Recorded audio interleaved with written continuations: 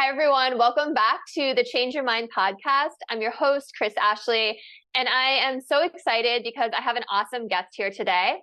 With me is spirit medium Daniel Jackson. He wrote the book, The New Beginning, and he is the host of the completely awesome podcast called Beyond the Veil with Daniel Jackson.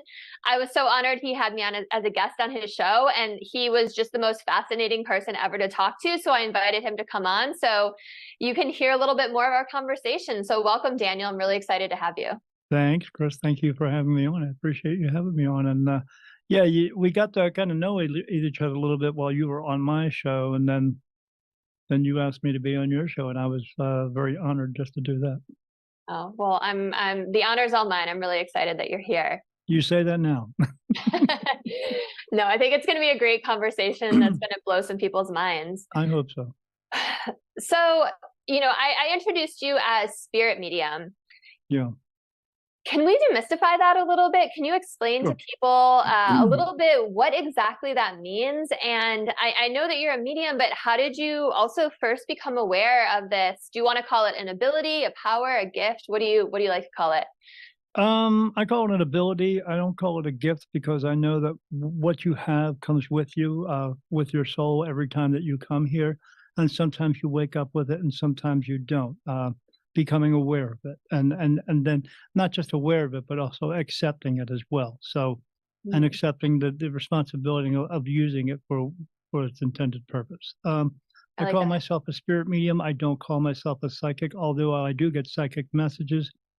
But when you call yourself a psychic, then people come up and say, "What am I thinking now?" So, and I usually think I tell them, "Well, I don't know what you're thinking, but I don't, because everyone, when you call yourself a psychic, then they want to test you on everything. And as I always tell everyone, I don't do auditions. So, but the premise with me is people come to me. I have archangels with me, and that's who I have as my guides. I don't have what I would refer to as regular spirit guides. These are with me because I serve a higher purpose that I've been told to do, or asked to do, and I accept it to do. So that's where I get all my information from. They touch my face, across my forehead is a yes, and then down by my eye is a no. And then they also put thought into my mind. In the very beginning, it was 5% of the time, and now it's 85%. So it's happening all day long. It doesn't turn off. It doesn't go away. I see spirit 24/7 unless I'm actually sleeping. Which is hard to do because I have to take a lot of medicine to do that, sleep aids to do that, because if I don't, they will talk to me all night. And I see everything: people, dogs, cats, horses, cows, fish, other beings from other places, everything. I was just talking to this guy I was doing an interview with, and he asked me a question. He said, he doesn't do this, but he's heard of it. And I said, what is it? And he said, well, because I was down in Tombstone, and when I closed my eyes, I saw horses walking around inside this building. He said, do you just see the horses? And I said, no, I actually see the environment they were in at the time of when they were alive. So I look in the room with my eyes open, and then I close my eyes, and then I see a sink like somewhere else, and things on the wall that were there during that time. So yeah, it's very, I don't know what to call that part of it. It just happens. That's amazing. It's almost like you get these glimpses into other times, right? Into the past. Correct. So I see it in the time of where they were when they were alive. And it's always the past, right? It's never the future or well I do get messages within meditation of what they would call like being clairvoyant. I do get messages of the future. I usually don't share those with people, the messages I get. It's not always good news, so I don't. It would scare people. That makes sense. Yeah. So you mentioned clairvoyant. So from the people that I've talked to who have these kind of abilities, usually one thing is stronger, right? They're clairvoyant, they're clairaudio, they get really strong visuals. It sounds like maybe you get a mix of everything, or is there one thing I get a mix of everything. Wow. Because sometimes the clairvoyancy happens when my wife and I we were at Walmart and she said, I'm going to the ladies' room. I said, okay. I sat on a bench, closed my eyes, and it was already playing. Wow. I close my eyes and it's happening. Or I get remote viewing. I close my eyes and it's already playing. Like it's a movie, but it's not. It's all in real time. That's Or amazing. what other times I close my, but most of the time, I'd say like 85 to 90% of the time, I close my eyes and then I just see everything that has passed away walking around. Wow. Yeah. So does that mean that people or spirits who have passed over are always here in a sense, or is it just kind of an echo of them? No, so most of the ones that I see are earthbound spirits, but I do on occasion see the ones who have crossed over. I can tell the difference because the ones who have crossed over look like us, but they're just a little bit transparent. But the ones who are here are very transparent. And when I see them, I do get a quick flash of what they look like, and then they go turn back to what they are now, and their complexion, like your complexion, their complexion would be blue, but everything about them would have, even if because they have clothes on too, they are wearing, everything is blue. But I can make out all the little what color they are, what religion they are, every little feature. I pick up on every little feature that they have. So hair, everything. I see all the crow's feet. I see it all. So what is an earthbound spirit? Can you explain that for people? Sure. An earthbound spirit is someone who did not cross over for many reasons. One of the big reasons is because they just chose not to go. You're not asking for forgiveness from God to cross over into the light. It's your choice where you want to go. But a lot of times they don't want to go because of fear, because someone told them that they were a bad person, and maybe they feel a bit like they're a bad person, or they just chose to hold on to their pain, anger, shock, grief, guilt, anguish, all that stuff. I saw a guy one time walking around, and he walked up to me, and when he turned his head around, I could see a wound on his head. And then he transferred that energy to me, and I felt like I had a wound on my head. I get that a lot too. Wow. So it actually physically affects you. Yeah. So I knew that he was an earthbound spirit, because once you cross over, don't have that. It's all about positivity when you cross over. Here, they're just, sometimes walking around miserably, but not all of them are miserable. I see dogs and cats and horses and cows walking around. I see cows and horses walking around grazing, because that's what they did before they passed away. Because when you step out of your body, you're still you.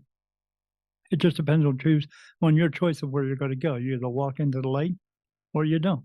And as many that cross over into the light, there's that many that don't. That's super interesting. And it's almost a lesson in trusting and letting go at the end, right? Well, some of them have experienced a very traumatic, what we call traumatic death. And then when they're here, sometimes they still talk about that. Yeah, it's like they're playing in that infinite loop kind of. Yes, but the unfortunate problem with that is they talk to me about it. And when they talk to me about it, and they imprint it on me, so I feel it, and then I have it with me for the rest of my life. So, wow, when people come up to me all the time and they say, "I wish I had your gift," no, they don't. They wish they had the cool part. They don't want the other stuff. Yeah, but, yeah, that they sounds don't like understand it. Yeah, that sounds like a really big, heavy burden to carry, actually. As I explain it, it's like when we're children and our mom and dad feed us green beans, and then 30 years later, you'll have green beans. Why? Because you got used to it. You get used to it or you don't. You either learn to accept your life or you don't. Whether you're a medium or just yourself, you're either going to learn to accept yourself or you won't. And as we know, a lot of people don't. Yeah, I've met some people who have certain abilities, but they're so scared of them that they just turn them off. Or I don't even know if they can turn them off, but they just ignore them. They won't talk about them. They don't want to engage. Yeah, the guy I was interviewing a couple hours ago said he noticed he had abilities when he was 13, but he just kind of pushed it away. He didn't want anything to do with it. It didn't really come around for him until he was in his 40s. Yeah, I feel like that's a common story. Okay, so that's a perfect segue. When did you kind of realize you had these abilities, and was it scary at first, or how did you cope with it? Was it scary? Yes, it was scary in the very beginning. Well, I've seen spirit ever since I was 3 years old, but my whole family was seeing them. And we grew up in a town in New Jersey where there was a battlefield there right next to the Delaware River. And there was a little hospital there. This is where the Hessians fought. So everyone in that area was kind of seeing things in our homes as well as we are. But then by the time I got older, when my mom and dad and I and my one brother moved, we moved to Delaware. I was 17. No one else was seeing anything. It was just me. And I just continued to see them throughout my life. I didn't come to the awareness of that I had an ability until right before I was turning 50 years old. That's when it came. Yeah. Well, I mean, that's pretty amazing that because I was going to ask you if you ever felt isolated or alone because of it, but it sounds like everyone around you was seeing these things, which is. Yeah, they were. And I mean, not everybody in town was seeing them because I had a kid come over to my house one time when I was growing up, and because he wanted to see what was going on. He heard the stories that we have going on in our house. And we were sitting there eating some sandwiches, and then the stereo system turned on, and then all of a sudden the volume turned way up. And then he ran outside of the door. He turned whiter than the ghost I was seeing. And then, but he talked about it at school all the time. But I would laugh to myself because I was saying, yeah, he was so scared. He just ran out of my house. And I'm sure his story, he sounded a lot more brave, his side of it. I mean, when he would sit there and tell it, I would just sit there like this, and they'd just look at me and I go, yeah, that's what happens. But more than that happens. Like my sister was getting ready for school one morning, and my mom was helping her in the bathroom, and there was a full-length mirror in there. And when they looked in the mirror, there was another woman standing in it with a colonial outfit on. Wow. Yeah. Or like my brothers and I were watching TV, and downstairs, this is in the 1970s, and my sister's record was her room was upstairs, 2 plates up, and her record player turned on. But this crazy part was it started switching records. That was back in the day when you had to lift the record up and put it on. Hit the switch and it drops down. Yeah, it would play different records. But it was my sister liked rock and roll, so I mean, it was playing like Pink Floyd and Doobie Brothers and stuff like that. It played what she wanted to hear. Yeah. It gave her a mixtape before mixtape existed. Yeah. But we would see these things often, like ashtrays move and glasses move right in front of everybody. You get used to it. So when other people are seeing those things move, are you actually seeing the entity that's moving them? I didn't then. I would just see the things, or I just felt something was around us. But I mean, the only thing I did see was in my sister's room. They would appear on the walls. You'd see shadows on the wall. It was always two men and a woman. Interesting that they have shadows. Yeah. Okay, so you said you didn't then, so it sounds like your abilities developed more over time. The seeing things all the time just got more and more to the point where eventually, like there was one time I was in my bedroom and I was about 22 or 23, and I was playing in a rock band. I had big hair and zebra striped spandex. It was awesome. I thought. Not so much, but I came home from the game and I laid down in bed and something laid down next to me. I could feel the bed depressed and the pillow squished down. And it happened like 3 or 4 times, and I'd look around, and then that 5th time when it happened, when I went to roll over again, whatever was there picked up the blanket that I had on top of me and brought it up to the ceiling and shook it above me. Then it dropped it on top of me. And then for 2 years after that, Chris, I slept on the couch. Yeah, I just got literal goosebumps when you said that. Yeah. Wow. It just got to be more and more. It was just happening all the time. More, but I was seeing more and more too. Like my girlfriend and I were watching TV. I was like 27, 28, and we were watching Rocky Horror Picture Show. And then out of the closet, this white thing, about maybe 4 feet long, about 2 feet thick, solid white, kind of all curvy looking, snaked its way out of my closet across the room, and then it just disappeared. And then my girlfriend turned around because she was at the foot of the bed. She said, "Did you see that?" And I was like, "Yeah, I saw it. Let's get the heck out of here." So, yeah. Do you think that it's interesting that people see things around you? Do you think that you almost amplify other people's latent abilities? Yes, absolutely. Because now, I cross spirit over into the light now. Sometimes they do it on their own, but sometimes I have to physically do it. And when I physically do it, a big flash of light goes off. But when they do it on their own, a big flash of light goes off. because the light that they're going through is me. Hmm. And then when that happens, people see it. I was sitting with my sister one time talking in a low lit room, and a big flash of light went off in the room. She was like, "Oh my God, what was that?"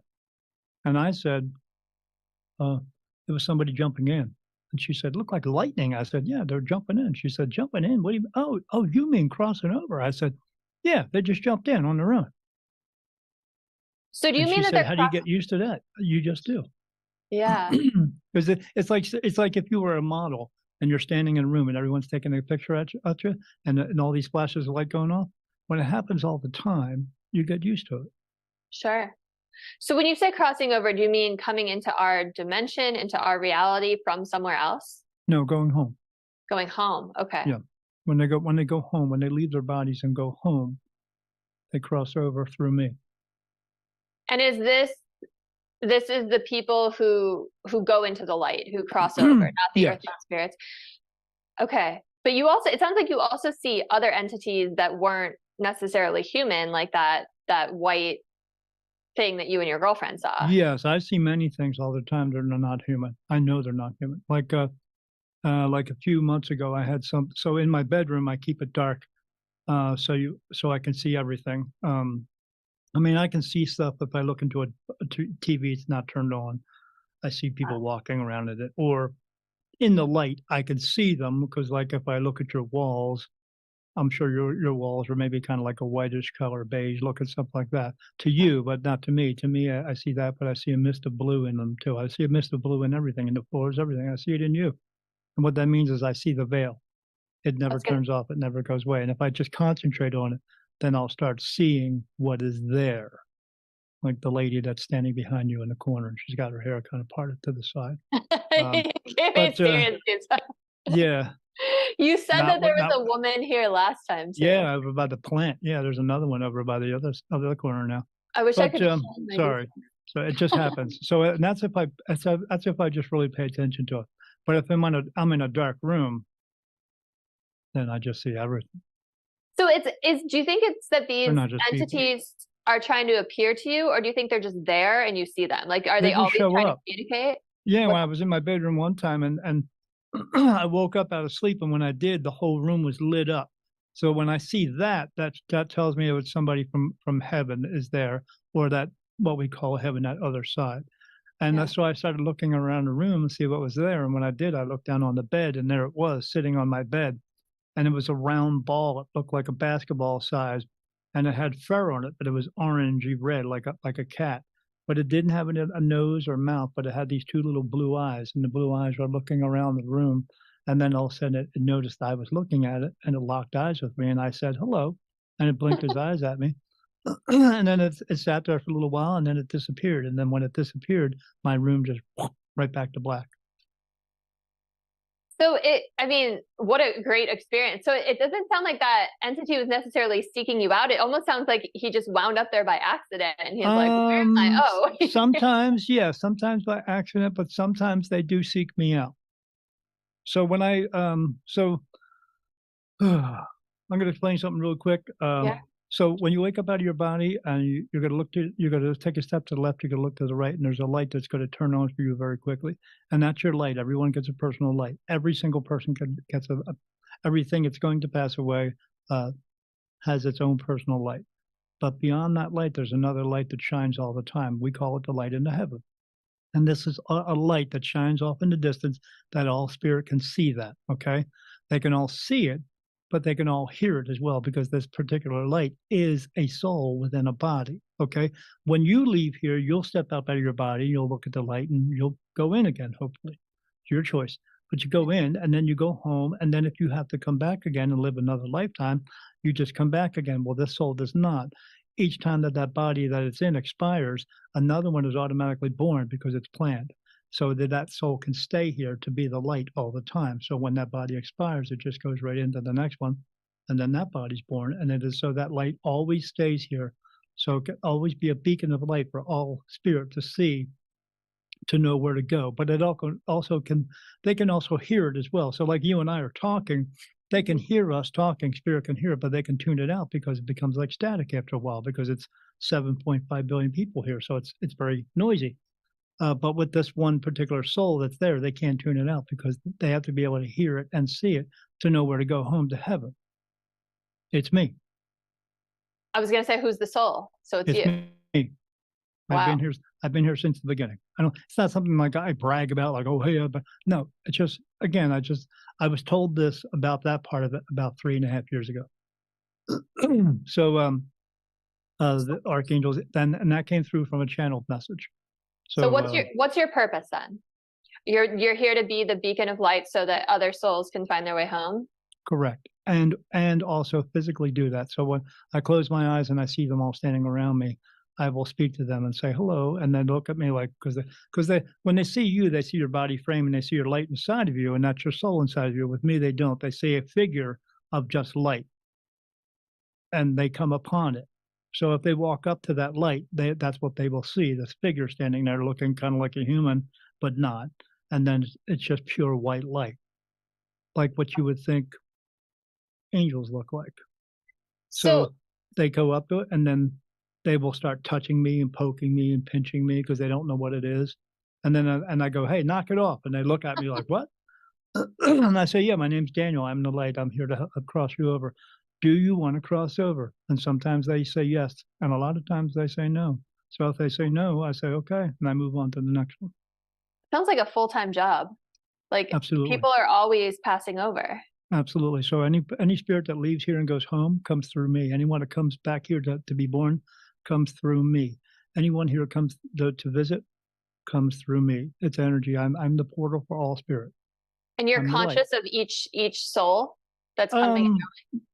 I feel it, but again, you get used to it. I feel like my skin buzzes all the time. So do you think that there's an entity or soul like you on each planet in each dimension? Like, are you like the Earth? I'm the only portal? one I'm the only one for this solar system. Okay. Yeah. Very, very cool. Wow, that's quite the purpose. You didn't tell me that before. That's amazing. It only has to be one. There's only one light. So that's why when I see everything, I see other beings as well, all the time. Yeah. So it sounds like there's a lot out there that most humans aren't aware of, right? It would be too much for them to understand, and then also live their lives. My life is, like we were saying earlier, my life is very secluded. I don't go out and I mean, I do go out. I ride my motorcycle and stuff like that. I don't go out in large crowds a lot. I really don't. I can't stand to be around their negative energy. I pick up on it, as well as my wife. She's a very strong empath. So yeah, you learn to not do so much, but I do know what I do is for a greater purpose. So, but I also know this is my last time here. I'm not coming back again. Interesting. How many? Oh, okay. Well, yeah, I'm not coming back again because this place is coming to an end. Okay. So 300 years. In 300 years. Yeah, 310, I think it is. Was 311 last year, but yeah. I've heard a lot about. Yeah, go ahead. No, go ahead. Thank you. I was gonna say I've heard a lot about the concept of the new Earth, right? There's souls. Yeah, talk to me about it. Yeah. Well, that's basically the title of my book. The book is called Daniel Jackson: The New Beginning. The new beginning is New Earth. My awakening, but the other part is my awakening of the spirit medium. But the new Earth. So the end of my book does not say the end. The end of my book says 2332, because that's the end. But what is it also? It is the new beginning. So if you take 23 and you add it together, 2 plus 3 is 5. Take 32 and you add it together, 3 plus 2 is 5. You put it together, what do you get? 10. You turn it around, what do you have? 0, 1. So when this place ends, the new beginning starts at another place, New Earth. I didn't make that up. They told it to me. Okay, I'm going to get to them in a second. So they named my book. I like the title. So the way that I hear it a lot, and tell me if this is wrong, is that there is a collective awakening of consciousness happening right now. Correct. And that souls are going to either vibrate and energetically with this new earth that's happening, or Correct. they're going to stay with the lower frequencies and stay on the old earth that's kind of splitting off. Tell me your thoughts on that. Yeah, well, eventually what's going to happen is this place is going to come to an end, and when it does, everyone who is meant to go home and stay home will, and everyone who's meant to go to the next place will. Okay. But they also, my guides have also told me that eventually I will be teaching a class of a certain select few that I won't even pick either. They will pick them for me. Like that's how you got on my show. Is they ask, I look at the names and then they touch me for yes and no answers. And when I saw your name, they said yes, so that's why you were on my show. In the same way, these people they will be picked. People will come forward and then they will tell me who is meant to be in the class. And the reason for that class is these people will be volunteering to come back on New Earth as the new teachers of the world in the very beginning. Wow. They themselves wouldn't have to do that because they would have fulfilled their purpose and they would go home. So they would be volunteering to do this, and then I will teach them what they need to know because they're going to wake up in a baby body and they're going to already know everything just like that. And then they will grow up and be these teachers that will hopefully guide the world into being what we are supposed to be doing now. That's why Jesus came here to teach us that, but they murdered him for that. So Yeah. hopefully it'll be a larger group. They will wake up when they're born, and they will be very aware when they start speaking. They're going to be teaching people on how to take care of each other and why we're here and what our purpose is and everything. So I will be doing that. But yeah, that's what it's all about. It's all about because we're not getting it. I can't say we're not getting it right. I don't like to use right and wrong because there's no right and wrong, epic failures or mistakes. There's just what works and what doesn't work. And what we're doing doesn't work. We're the whole planet is Garden of Eden, the whole planet, and we're killing it. So we've already had one chance before this. You've heard of it. It's called Mars. We were there, and now we're here, and now we have to go someplace else. And this is our last try. And then after that, there won't be like humans like us. So do you think that the people who incarnate into the new earth will already be more open-minded and enlightened and of a higher conscious? So Absolutely. the Yeah. Jesus thing doesn't happen again. Correct. Yeah. We don't murder him. Yeah, because they'll start off that way. They won't because there was people here for a long time, and then later on Jesus came. So because we were already headed in that horrible direction, because we had kings and queens, that type of thing. There will not be kings and queens the next time. So how was the human race that was on Mars and destroyed Mars different than the human race we have today? Because you said we have kings and queens, and we're not going to have that on the new Earth. What did we have last time that we got? Or is it so similar to what we have now? It's similar to what we have now, but they have more technology, and to the point of the technology that we are starting to head into. They just did a study on Mars, and they took some of the the ground there, and they tested it, and they found an element within the ground there, and the only way that element can be produced is from a nuclear explosion. Wow. Oh, and who else does nuclear? We do. I was going to say, sounds like history is repeating itself. Correct. They don't want the next time to repeat itself. And when I say they, I mean archangels, I mean God. Yeah. So let's talk about your guides a little bit. So I know you said you have guides that help you make decisions, like who to have on your podcast or in your class, and the forehead swipe is yes, by the eyes no. Can you tell me a little bit more about them? Maybe starting with how they first appeared to you? Oh boy, yeah. The very first time when I started seeing them, I started seeing colors in my room, that darkened room, because the room was dark because my wife was a nurse and she would sleep during the daytime. So I got used to sleeping in that darkness. But when I first started seeing all this stuff, it was like seeing the colors of like the movie Avatar in the room. As soon as I turned out the lights, that turned on. And then I also would, I'd see this lights next to me, one here on the left and one on the right, and they would come up through the floor. I kept looking down to see where they were, and it was just coming through the floor, and they were like a bluish white light, and I'd see them next to me. But if I turned my head to look at them, it would go away. And then as soon as I turned my head straight again, it would be always in my peripherals, but like right here in the peripheral, so I could see it. But I was just trying to get a look at who it was, if it was a Sure. who at all. And then eventually it changed into something very odd. um, they are archangels, because names came through, Gabriel, Raphael, Uriel, Amenadiel, Azrael, Mazachi, Michael, Paul.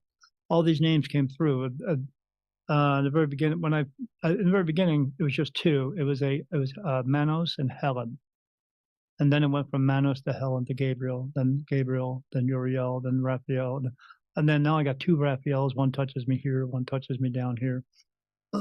So and even as of just a couple of days ago, another one came in. So now I have 48. I get 48 different touches, but I also get other touches. I just don't know their names. And because we can't pronounce all their names because we have a voice box, and they communicate what we call telepathy. But I know the names of 48 of them, and one of them, I mean, they're all important, but this one right here, he's not an archangel. That's Jesus Christ that touches me there. And then I have another one that touches me right on the edge of my eyelid where the hair is, my eyelash. I've only received that touch 5 times, and that's from God. I've seen God 5 times, but I see archangels all the time, and what they look like now is I see them standing around me in a circle, complete circle. Whenever I have my eyes closed or I'm in the darkness, the strange part about it is whatever is behind me is in front of me at the same time too. So you don't have to turn around. It's just there, because there's no space and time. When I see them, I see 8-foot praying mantises standing in front of me. I see some that look like birds, owls, all kinds of things. Some things look humanoid, some things just don't. So, but I know what and so they touch me. I feel them touching me. I feel little cold touches on my arms and stuff like that, and my legs and all over my body. And what they're doing is they're working on me so that I can see them, hear them, feel them, communicate with them better. And that's the way it used to be. But in the very beginning, they would work on me like twice a month. The unfortunate part again is that some people don't want is they would work on me and they would tell me the body's very fragile. So they would work on me, and then the very next day I would get deathly ill. It was coming out of both ends type of ill. And this would go on for 2 or 3 days. And then I'd come out of that and then I'd be okay. And then they would do it again 2 weeks later. And this went on for 3 years. So when I said yes to something, yes to moving forward with this is what I said yes to. I didn't understand that's what I was saying yes to. But my wife said to me one time, knowing everything that's happened to you since then, do you think you still would have done this? And I said, yeah, because I get to help people every day. Why wouldn't you? And it's your purpose that you're living out. Right. So why do you think you got sick from it? Because the body's fragile, because the soul is connected to the body. So much energy? Yes. You can't because handle this is archangel energy. it? This is God energy. Yeah. Yeah. Wow. Because when I get an answer from them, I said that in the very beginning. I used to say, is this what God wants from me? I would ask them, is this what God, because in these channeled messages, I would say, is that what God wants? And they finally said to me, they said, if we tell it to you, it's what God wants. So you don't have to ask that anymore. If we give you the answer, that's what it is. Yeah, stop asking. Yeah, they told me that. Stop asking. Wow. Yeah. So because this is what he wants. So, but he himself has come through and talked to me as well. That's what I was just going to ask about. So you said you've gotten 5 touches on the eyelash that were God. Yes, that was him. But I have seen him in front of me 5 different times. What does he look like? The 4 of the times when he came through, he looks like the Greek god Zeus. He has long gray hair, very muscular built, but he had crow's feet, which I thought was kind of neat. But there was one time he came through genderless. There was just 2 eyes. It was just a round head, 2 eyes, a small nose, and a mouth. And when he comes through, he's right here in front of me. I mean, I can see him just like that. When other spirit is around me, they're already at a distance of like 5 or 6 feet away from me. So that's how I know it's him. But the other reason is because when he comes in, I mean, my hair stands up on my arms, and everything starts vibrating, and you just feel what you would feel in heaven. You feel love. I was going to say there's a presence to him. Oh, there's a presence to him. And there was a couple times when I was with this group of women who were all professional mediums, and they invited me to the group, and they helped me to develop what I have now.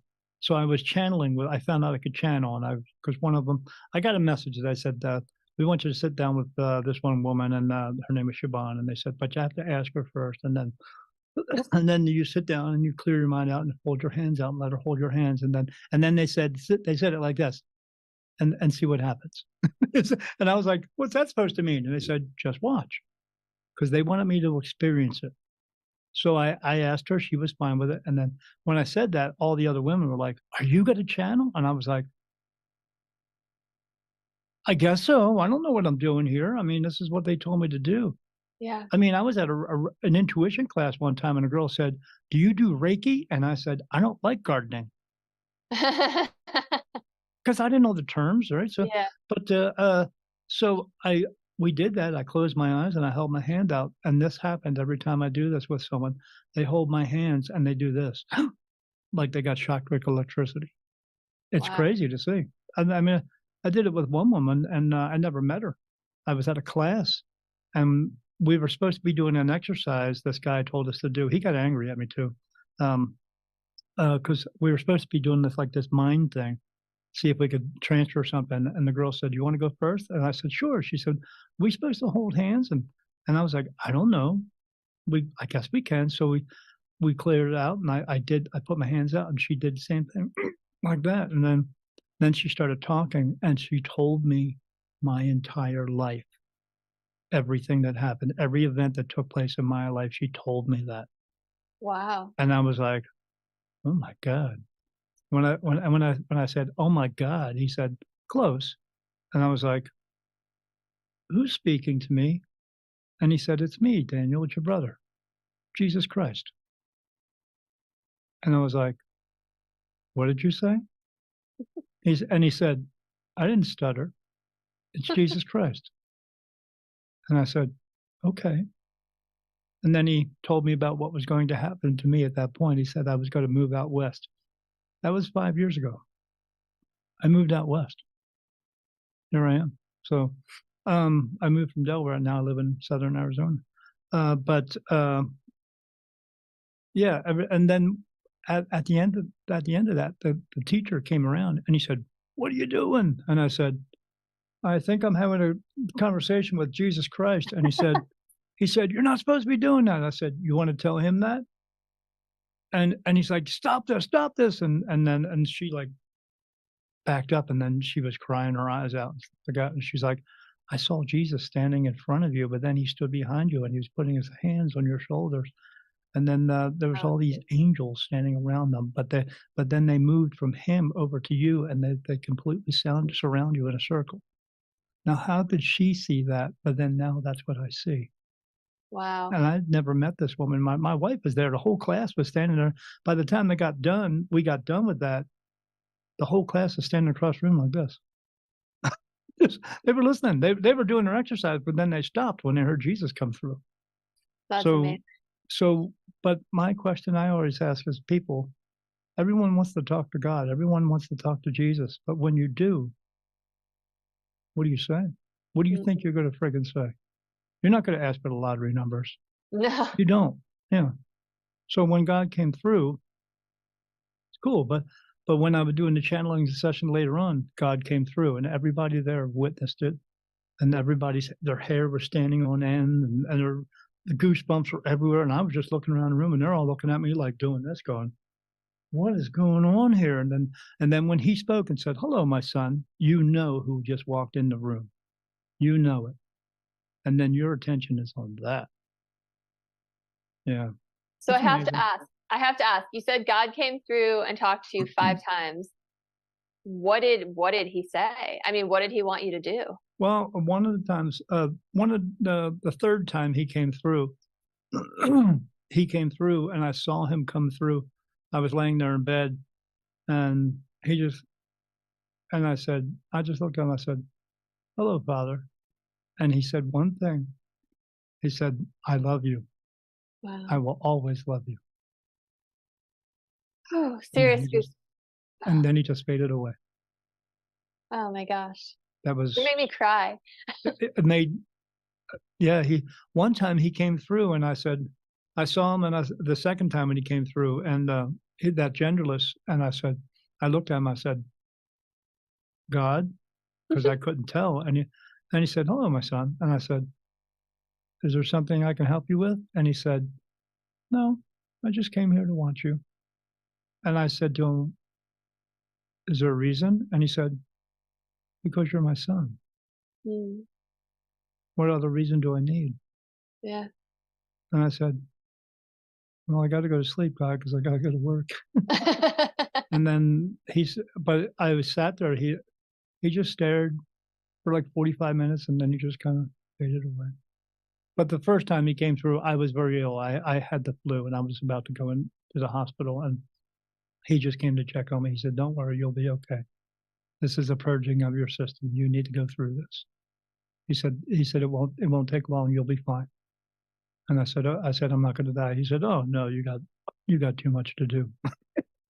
And I was like, and then I said, am I doing everything you want me to do? He said, oh yes, you're doing just fine. And I was Well, like, that's okay. the most reassuring message you could get. Yeah. Right? Yeah. Yeah. Well, the last two times I saw him, he just came to check on me. I was about to go in and get a procedure done. I was about to get my cataract surgery done. And he was just letting me know everything was going to be okay. He likes to do that. Just like anybody's father would do if they really loved you. Yeah. Especially because you have an important job that you're doing for him too, right? Yeah. Yeah. I don't take it for granted. I talk to angels. I talk to archangels every day, every moment of the day. And to the point where I wake up in the morning, I go to take my medications and I look at it and I go, I just look at it and they touch me. No. So I don't take that one. Pick up another one. No, I don't take that one. Now I just go, I ask them in my mind, am I taking all my medication today? No. And then I know which one I'm supposed to take. And I say, am I taking that one? Yes. So I go take it. Have you ever not listened to them? And if so, No, what happened? No? no, Yeah. you can't not listen to them. Okay. That's what's part of being this that I have that not other mediums have. You're making a huge commitment. In other words, you have to learn to listen, trust, and follow through. And everything that they tell you that they tell me to do, I do because I have to in order to get where I need to be. So in other words, they told me if I listen and trust and follow through, I would never get into another car accident again. And I haven't because I have to be certain places. They told me it was imperative that I stay alive. That's why they told me to leave the East Coast and come out here because it wouldn't be safe anymore. I remember when we talked last time, you were saying that it's so much so that you'll be riding your motorcycle and they'll be like, take a right here on Yeah, this street to like absolutely. reroute you away from danger. Yeah, I'll say it. I'll just in my mind, I'm going to take a left-hand turn. I mean, as you do, you just and then when I do that, no. Then I'll say it out loud. Do you want me to take the next right-hand turn? Yeah. What was going to happen at the other one? I don't care. Right. Not for you. No, they're looking out for my best interest because I have to get where I'm going every moment, every day of my life in order to be and do what they ask of me. So we know that you have this grand higher purpose, but how are you using these abilities in your day-to-day life? Are you helping people? Can people work with you? Tell us a little bit more about that. I just, I'm out going shopping or something like that, and I'll see somebody that a message is supposed to be told to them. Now, not every time is a message supposed to be told to every single person because sometimes I do get messages. I'll get a message from a regular spirit, and then I will ask them, my guides, should I tell that person? And a lot of times they say no, because the person is supposed to go through something to learn. But yes, I go out. I do readings for people. I did an event about a week ago up in Tucson. I had people who came to me who said I saw them sitting at a table, and I was like, man, they're waiting a long time. Who are they waiting for? Because it was a waiting space, and they waited for me for 3 hours to get a reading. Wow. Because people want to know, when they come to me, they want an answer from God, and I get the answer, but not always do they like it because most people just don't like the truth.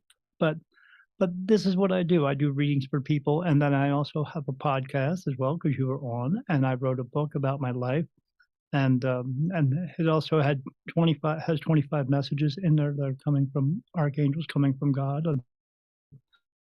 At the end, that's called the basics to how we can make our lives better and treat other people, and then get them to treat other people the same way, and then in turn it helps us as well. I'm here to give peace of mind and clarity, but also direction for people on how to get their lives together so they can fulfill their purpose and they can go home and stay home because that's what he wants us all to learn, but he wants us to finish it up and then come home and stay home. Okay. So I do that, and then I try to talk to as many people as I can. Talk to my buddy at this American Legion. I was out there hanging out. I drink Diet Pepsi because I don't drink, smoke, do drugs, no tattoos, nothing. They told me no tattoos in order to get clear message. Um, so I was talking to the guy, his woman, and she asked me about something, and she said something about a ghost or something like that. And I said, "Oh, I see them all the time." She said, "What?" I said, "Oh, your husband didn't tell you what I do?" She said, "Oh, yeah, he said you wrote a book or something." I said, "Yeah, you should read it." And she said, "Why?" And then I told her, I said, "I'm spirit medium Daniel. I see dead people." And then we talked for 2 hours, and that's what I do. So when that happens, then I turn into this guy, and I just go, go, go, go, go, go, go. So when you're giving someone a reading, for example, are you connecting with a loved one of theirs who has passed? Are you getting messages from your archangels about them? Are the answers just appearing in your mind? Like, how does it work on the back end? The back end is the front end is the middle. It's always on. I don't have to go or anything like Yeah. that. It's always on. So all I have to do is, all I have to do in order to be connected to spirit is be alive. That's it. And awake, So, but they come into my dreams a lot to talk to me and stuff. But when I do a reading with someone, I'm connecting with archangels, and these people are asking me questions that are pertaining how to straighten out their lives. Should I move to this state or should I move to that state?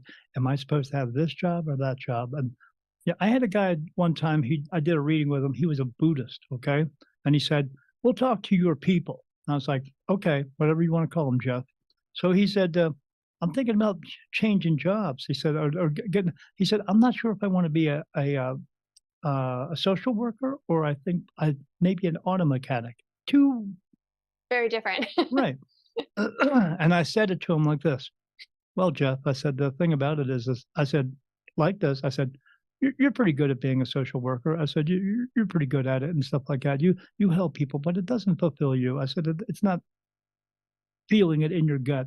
I said, "So what you need to do is become an auto mechanic because that's what's going to get you to where you feel you need to be, not just the people, but you need to be. But and you can leave that social worker stuff behind. Like I said, you're good at it, but you don't really like it that much. So you're going to find your strengths and everything." And then I said, "Wait a minute." And I saw this man standing here, and I didn't get a name. I didn't get a lot of names back in this because this is like 4 years ago, but I get names all the time now. So and I described the guy, and he said, "No, that's my brother." And I looked at him, I said, "Are you his brother?" And the guy said, "Yeah." And I said, "Yeah, he says you're his brother." I said, "He said he's also a mechanic, correct?"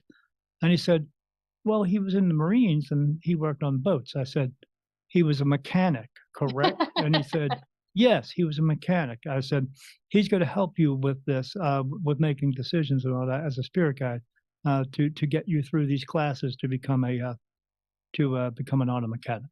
And I said it just like that.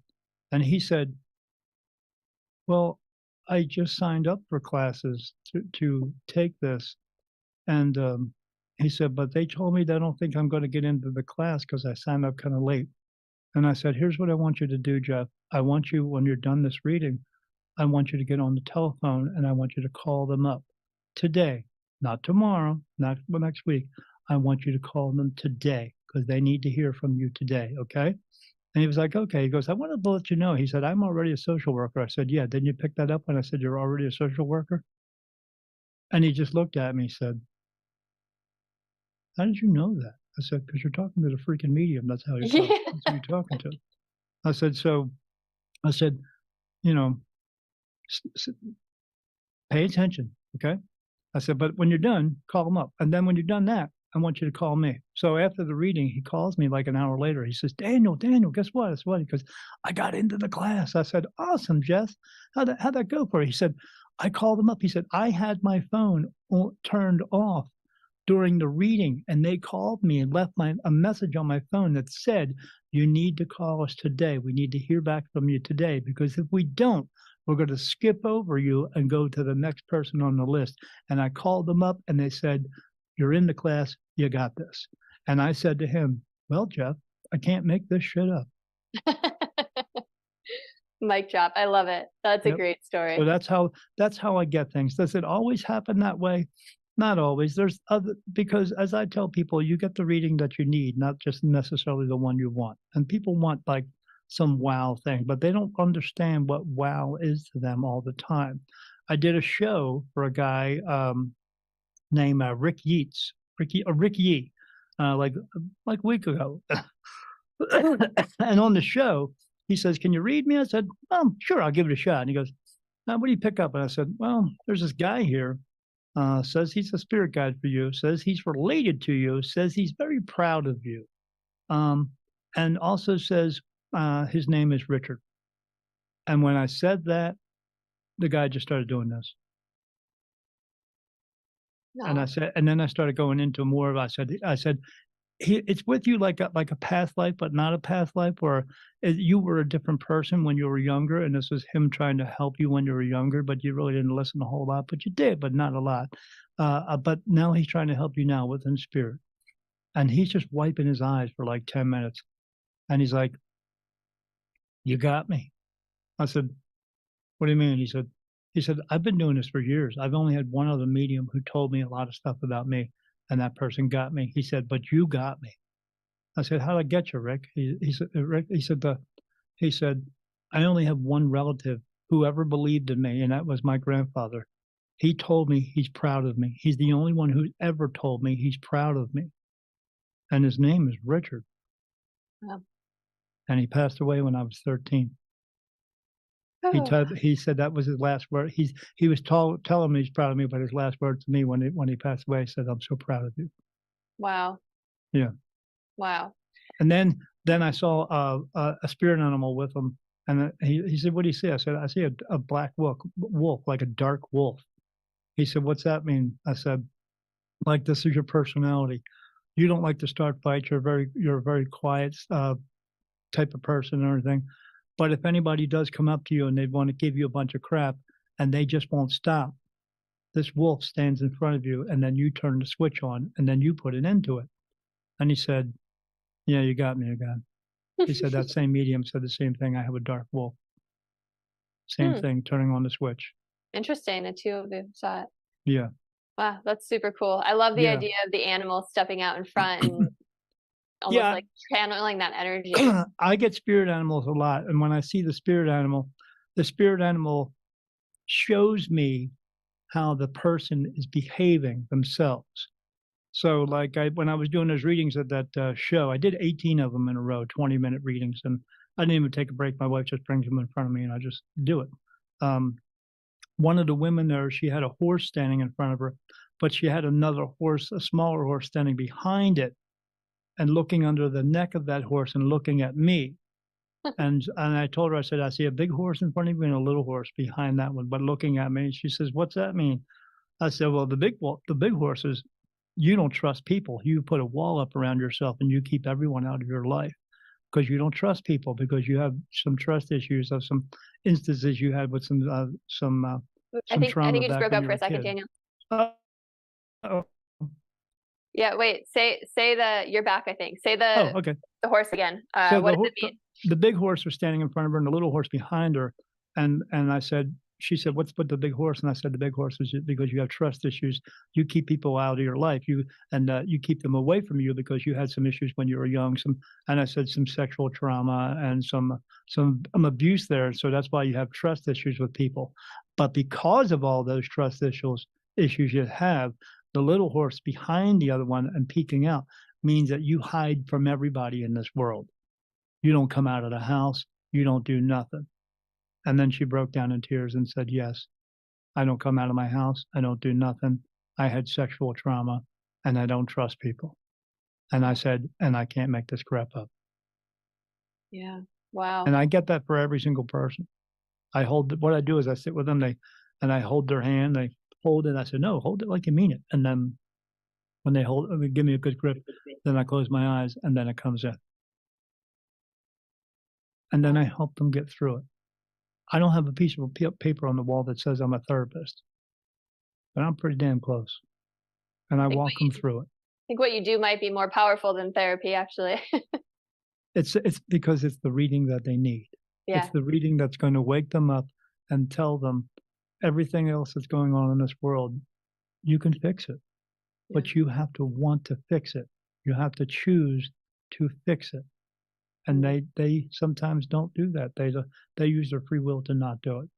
But they're coming to me for answers. And if you're going to pay me for answers, don't you think you would take those answers and do something with it? And I would hope so. I think so. Yeah. But I do my best at it. And I don't get any complaints because, again, they waited for me for 3 hours, her and her sister. Yeah. Because people who tell the truth are always busy. Yeah.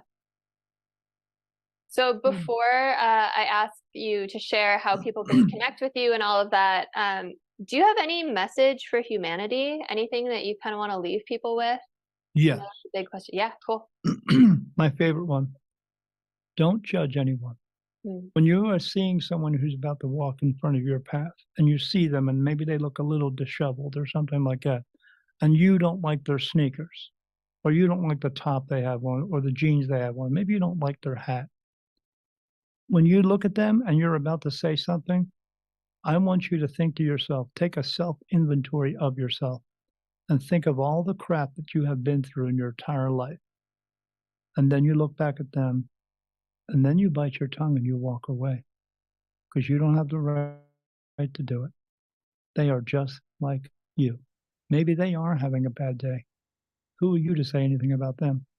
Wait till someone comes around and says something about you. You're not going to like it either. So don't. Let it go. It's not important. When you see them, instead of judging them, say hello. Change their demeanor. Change the way that they feel about themselves. Because you may start up a conversation and find out you're just like they are. Because we are. That's so powerful. And I love that you ended it with go say hello, because you never know what kind of ripple effect you can create on someone either, right? You can turn their whole day around. And people spend so much energy when you're walking through the doors of a store. You see people doing this, that you can see them lock eyes with you and they go, that's like, oh crap, I got to go past this person. I'm thinking how I can get past this person without like saying anything. And every time I see that, I go, hello. And they look at me and go, hi. I go, how are you doing? Pretty good. You? Not too bad. How about you? Pretty good. Awesome. Be good and don't do any stupid stuff. All right. Okay. Have a great day. Change them. You can change a person like that. And if you have the ability to do that, why wouldn't you? Yeah. Yeah. I think part of the reason we're here is to just make everyone else's lives a little better, right? And spread kindness and help each other. That is our purpose. We're not here to be doctors and lawyers. Your purpose is you're here to help each other just for the sake of helping, not because you can, but because you should. That is your purpose. And anyone who walks around and goes, oh, my purpose is so much more. No, that's your ego talking. Because we all came from the same place. We can all go back to the same place if we choose. So what does that make us all? Equal. Yeah. We're make parts of the same, right? Yeah, we make people famous. Know what we need to do? Stop. We relinquished the power a long time ago. Let's take it back. I love that. I love that. Great way to end everything. So how can people get in touch with you if they want a reading, if they want to hear your podcast or anything else? If they want to hear the podcast, they can go to www.beyond-the-veil.com. We have all kinds of guests on there. Chris is one of the guests on there. We have about 60 shows on there right now, but we do a show once every 2 weeks. We let it out. We're actually recording right now. That's why I asked Chris to be on the show, because she has to be on the show, and I got a yes. So here she was, and we had an interview. But we've been doing, we got about another 15 shows recorded. I recorded so many last year. By the end of August, I didn't have to record any more shows until now. But we're doing that now. But I have all kinds of people who are in this business, and it's easy for me to do the interview because I'm in this business as well, and I can pick up on what they talk about. So, but my thing about the show is I'm trying to bring people the truth. I'm trying to bring people to find people that are going to help them. Like the premise of my book, it's basically about my life, but all the things I went through, I had to seek out and find people who could help me because I couldn't figure these things out myself. And that's what everyone else needs to do in this world. But along the way, I'm trying to bring some of that out there so that so these people can find the right people to get to. Because again, the only way that they get on my show is because they're being picked by archangels, and they're being picked because they're good people and they tell the truth. So it's again www.beyond-the-veil.com. And then if they want to get a reading, they can find me at www.spiritmediumdaniel.com. One long word, spiritmediumdaniel.com. And then I'm also on Facebook and Spirit Medium Daniel. And then there's a group on there called the Spirit Medium Daniel group. And I'm very active on that group. So if you want to join, but again, in order for you to join, when you sign up, if I get touched no, I don't accept them. Not coming in. Right. There's like 120 or 140 members on there now. And it's a very active group. They ask me questions and I answer them. Why not? And then if they want to get my book, it's on Amazon. Just put in the search bar, Daniel Jackson, The New Beginning, My Awakening as a Spirit Medium. I know it's long, but you put that in there and it'll come up.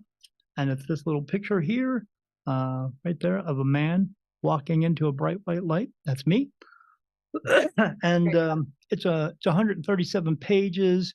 And like I said, the last page of the book does not say the end. It says 2332 because that's the end.